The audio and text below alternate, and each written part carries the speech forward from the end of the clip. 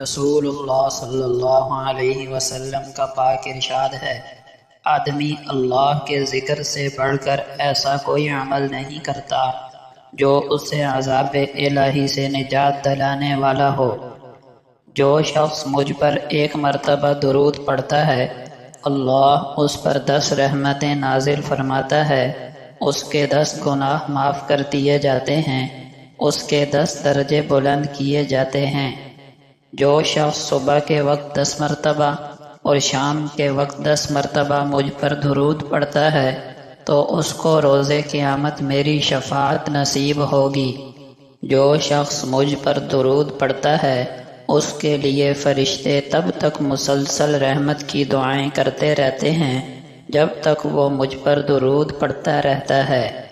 جو شخص مجھ پر سب سے زیادہ درود بھیجتا ہے وہ مقام و مرتبے کے لحاظ سے میرے سب سے زیادہ قریب ہوگا۔ جس شخص کی آخری بات لا الہ الا اللہ ہو وہ جنت میں داخل ہوگا۔